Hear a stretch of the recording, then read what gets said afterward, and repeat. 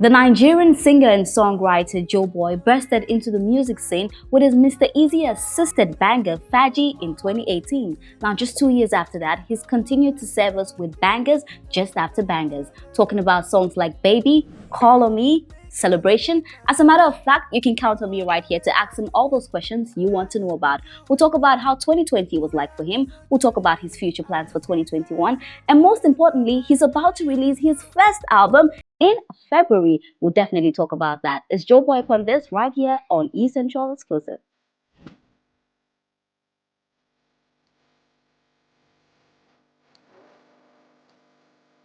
I want you to take me through a day in your life, and I want to pick Monday because I know Monday is a very busy day. So, like, give me a typical Monday in the life of Joeboy. How is it like? Yeah. So funny enough, Mondays are not usually like busy days for me. Okay. But usually weekends, maybe I have like shows, a lot of shows around weekend, maybe events I need to attend or studio. But Monday is like my weekend, my typical weekend. So Mondays I'm usually just free and chill. All right, so let me take you back to last year, 2020. We all saw what happened with coronavirus and all. A lot of shows were cancelled. A lot of events were cancelled as well. As an artist, how were you able to survive during that difficult time? It was crazy at some point, but I found a way to like adapt because there's so many shows lined up at the beginning of last year. Different countries, different continents. I was really excited, like, yo, I'm going to travel because I really love traveling. I love traveling. And next thing is a lockdown. You can't go anywhere, you're stuck in your house and stuff. So it was really crazy at some point. But I found like other stuff to do, like watching movies. Normally I don't usually watch movies, but because of like so much time, I started watching movies and just like get inspiration. Because most of the songs we write are usually from experiences. So started watching movies, I started working out, started reading books like paperback books and stuff. And we know during that time a lot of celebrities, comedians all ran to social media. So it's either they were doing virtual concerts. Did you do any of that? And if not, why? I did a few virtual concerts, but I don't think it's as good and engaging as like the real thing. So I don't think I really enjoyed that part. And I had to stay off social media for a while because there was so much negative news like back and forth. So I just stayed off social media. And how was that? How did that help you? Yeah, it helped. It actually helped because I started focusing on more positive things and really helped my mental. Okay. But apart from coronavirus, which was very challenging, what was another challenging aspect for you for the year 2020? Because, there was NSAS, apart from coronavirus, there was NSAS, there were a lot of disasters. So for you, what was another challenging, period for you apart from coronavirus? I wouldn't say challenging. I would say like an important period was like the NSAS period. Because I've been a victim of like police brutality. Not like they beat me up or something, but I've been harassed. I've been harassed and stuff. So I think like 7 out of 10 young people have been harassed by SARS, maybe because you're using an iPhone or the way you dress or your dreadlocks or earrings or tattoos or something. So just like stereotype you. So I'm really glad that we finally found a voice and we took a stand. But do you think we're able to achieve something? Yeah, because now they know that people know their rights to an extent, and I'm very, very sure police harassment has reduced. All right. Well, you getting into the music scene, I know you've worked with Mr. Easy, for a very long time. What are some of the things you've picked up from him? Consistency and keeping it simple and having fun. I think that's the most important thing. Just like when you're making music, just have fun. Keep it simple and be consistent. Talk about your creative process, because you have brought out songs that have streamed like 1-point-something million, 4-point-something million on YouTube. I was checking your views on YouTube and they are massive. So take me through your creative process. Like, how is it like for you? The first thing you think about the song, what next, to get that masterpiece out? So my creative process, basically, I'm always recording choruses. Like I have a lot of choruses on my voice notes, like even without the instrument. So you start with the chorus before? The chorus. I believe if you have a good chorus for a song, I think you're almost there. Like you're almost there to making a great song. So I record a lot of choruses. Then I hit up my producer that you send me beats, and I pick the ones I like. I try the choruses on it. Apart from that, do you write all your songs? Yeah, so far. So you've written all the songs you have? Yeah, so far. But I'm open to working with people because at the end of the day, it's better than on social media. You have 1.3 million followers as at now. Does that put pressure on you, to deliver, or some sort of pressure on you? I don't allow pressure at all because I just make sure I do the best I can do. And if there's a mistake or if there's a fallback, I learn from it and I keep going. So no pressure. I do what I feel is right. I do my possible best, and I make sure I get my results. If I'm not satisfied with the result I'm getting, I change and I try something new. It's that simple. No pressure. No pressure Yeah, at all. I think pressure is like it's all in the head at the end of the day, so, and it kind of affects your creativity when you're thinking, people like this, people like that. So I don't think about that when I'm making music or when I'm creating content. I just do what I feel is right. Yeah. Yeah, yeah, you know say I go real love for you. That's how we enter part two. Stepping at the place, everybody confused, everything move. But let's talk about Ghana. I know you love Ghana a lot, and I know you draw a lot of inspiration from Ghana because most Yeah. of your songs we hear Odo and all those things inside. So take me through, like, when was your first time in Ghana, and how come you love the place so Okay, much? I think the reason why I have like a serious connection with Ghana is like it was the first country outside Nigeria that I visited. Okay. Yeah. So that was like they are brought to you. Yeah, that was like my first time stepping out of Nigeria. It was Ghana. Ghana. That was like 2017. Yeah. Yeah. And it was really nice. Like I realized how calm and easygoing Ghanaians are, and I love the food too. You know, just Yeah, that. and the women are so beautiful. Yeah. So which Ghanaian woman have you dated? I'm not. Because that question is still down there. Yeah, So I have not actually dated any Ghanaian woman, but there's somebody I like. in Ghana. Yeah. So tell us her name. Maybe I could just connect. I could, do the connection. No, for we're you. already talking. I think it's Efia Odo, right? I'll call her. It's not if you're But before we talk about the nominations Yeah. and the headies and all that, your album is coming out in February. Yeah, and February. we are totally excited about that. Yeah, And so- I know why you chose the love month, because you are a lover boy. Exactly, you already know.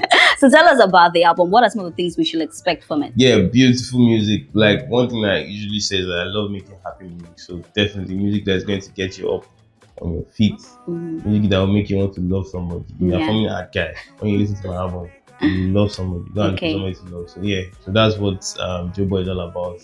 Creating good, happy music and spreading it. So are there collaborations on the album? We'll have to wait and see. Okay, so to Yeah. like just hint the name of the album. The name of the album. Yeah, Let me just say Beauty. Beauty. Yeah. All right, so do we know the dates? Is it going to drop on February 14th? Like, are you going to drop it on Valentine's Day? I think it's a couple of weeks from now, so it's February, definitely Definitely February. But what are some of the things, like, people back at home, like, apart from the fact that the album will be unique, it will talk about love, what else should we look for in that album that is different from the normal Joeboy? Tried a lot of sounds, and that's like one of the good things about making a project or an album, because when it comes to singles, you really can't stray too much from what people like recognize you as. But from an album, like definitely show them different parts, because like different songs. Yeah. Like the album is like 14 tracks. So 14. So I So experimented. it's going to come out on February 14th then, 14 tracks. Okay. Maybe. And then you have 3 awards as well. Yeah. So are you hoping on? Yeah. Me, like as long as I get nominated, I know I'm doing something right. Yeah. Yeah, I don't always have to win.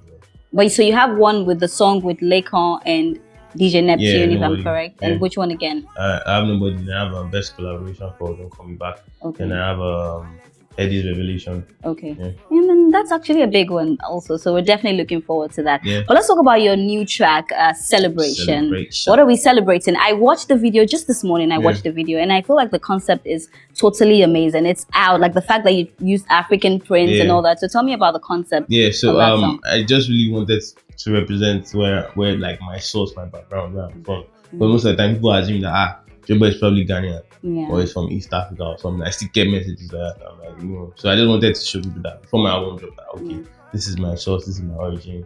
I'm Yoruba, I'm from Nigeria. And celebration, yeah. I believe a lot of good things are coming.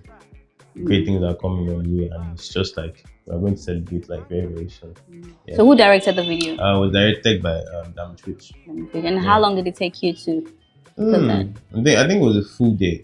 But funny enough, it was really fast. Like considering all the scenes that we had to shoot, yeah, it was fast. I think that was my fastest video. Yeah. But since the video came out, I was reading some comments on social media and they're quite impressive. Yeah. You know, how does that make you feel? I'm always glad that people like enjoy my music as much as I do.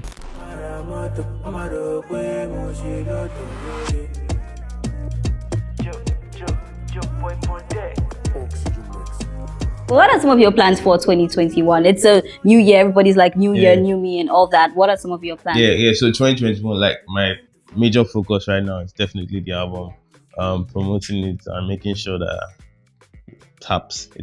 The next thing is hopefully when like secondary school resume, there was this thing I wanted to do since last year, but because of the lockdown, I want to like visit secondary schools, like surprise visits, like they won't know I'm coming. I'll just shop, then speak to them, advise them, like because there's like the unemployment rate is really, really high, and I just want to like enlighten young people on things they can do to make money instead of just like going to go and look for a job and stuff, like making them appreciate their creative side. Creative side. Yeah. Okay. So what are some of those things they can do to make money? Because maybe some of them actually will be watching. Most of the time, like we've been made to believe to an extent that you don't have a BSc, Yeah. or you don't have a master, you can't get money, or you can't make money the right way. But there's a lot to do. It could be graphic designing, it could be singing, it could be dancing. Like there's a lot of things you could be acting to. Yeah. Right. So I just want to encourage young people to actually like focus on that part too. They love doing it. Yeah. Are you planning on doing any show this year? Yeah, definitely. I'm planning on doing like an album, like a special album release party where I'll be performing too. Or I'm just checking. I want to see whether it's going to be safe for my fans to come out because of like the pandemic and everything. Yeah. I'm definitely sure there'll be an album tour. Yeah, definitely. Okay. Yeah. Confuse me. Tell me why you they confuse me, oh baby. Your body too attractive, and the way I fall for you, it be like magic. Oh no, and boy you did me, I go day, and I no go fit to come another day. Although I go to call you my baby, and together we go there, we no go fade away. Why be saying that you in my mind? Say you no be option, no be lie. All right. So I'm going to 5 questions with Joeboy right now. So you have to be very spontaneous and you have to say the truth as well. So the first one I'm asking you is that what is the funniest or weirdest question you've been asked during an interview? When last did I have sex? Yeah, that's a funny question. Right? And did you answer? No, I can't answer. Okay, that's private. Okay. So if you could change anything about the industry, what will it be? More structure more structure. In what areas? Like when it comes to royalties, streaming, and I think like more enlightenment on the part of the artists, like so that they don't get ripped off. Ripped off. Yeah. Okay. So on a scale of 1 to 10, how good is your new single compared to the previous one? I actually don't like comparing songs because like they are different. They bring out different feelings. So I really can't say. I think it's left to the fans to decide. To the side. Yeah. Okay. So what do you feel is the best song or the biggest song you've ever released to date, and why? The biggest song I've ever released to date. I won't say the biggest song. I would say like the most, like the one that I'm attached sentimentally to is definitely Baby, because it was my breakout single and it was so big. Like I didn't expect it to be that. Big. Yeah, because I was reading something about you and you were like you didn't know like that song was gonna. I knew it was a good song, but I did not expect it to blow up that big. Because even like blew up in like East Africa before it started blowing up in like West Africa. Yeah. What was the inspiration behind that song? The inspiration, I was just making songs. It was just one of those songs. Like because normally I record a lot, and I really do not put too much attention to what I record. I'll just play for people and get their reaction. Like, yo, do you like this? But yo, this song is mad. This song is mad. I'm like, yo, let me drop it, and I did. And the reception was amazing. It's still growing to now. In Ghana, it's a hit, and I'm sure you know. So now you have to share with me a joke that still cracks you up when you remember it, and I hope it makes me laugh. And I hope it makes me laugh as well. Song go hard. Should be this hard to crack a joke. This one might not be funny though. So it was one comedy show that I was watching. So this guy, he was a policeman. Then he stopped somebody and he was like, say you, Afana, come and bless us now. The man was like, I'll give you 10 million. But it was actually like a currency. Okay. That didn't have much value. You converted to Nigerian, like maybe like 1,000. You converted to. So he gave it to me. And the man was like, the man quit his job, but he got 10 million of that currency, quit his job, started buying stuff and everything. And when later changed the money, realized that it was nothing. It's just like telling somebody, I'll give you 10,000 Ghana cedis and you but 10,000 Ghana cedis is a lot right now though. In Nigeria, it's not that much. It's not how it is in Ghana. Yeah, but the currency is actually higher than. Yeah. But it's not that much compared to what we can do with that in Ghana. You understand the Ghanaian currency. But I have 2 questions that people ask me from Instagram. So the first one is your fashion sense, because it's quite different from, so tell me, like, what influences your fashion? I think it's simplicity, but at the moment I'm trying different stuff. Like normally I remember when I was younger, Yeah. my mom used to force me to wear this type of shoes, and it was always very, very difficult because I didn't used to like it.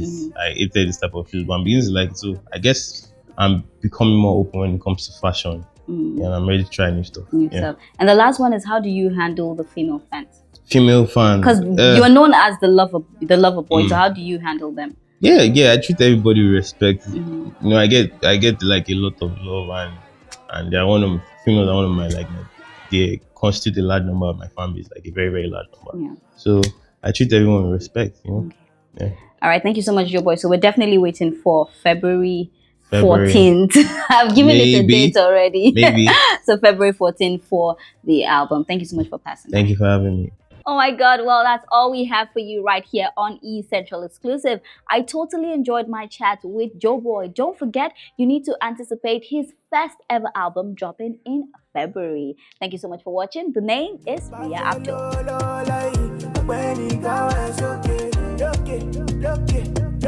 La mama look good day. No worry, my brother, you know money go day. Malola, marade, majahe, maramoto, amaro pe mo se loto. Malola, marade, majahe, maramoto, amaro pe mo se loto.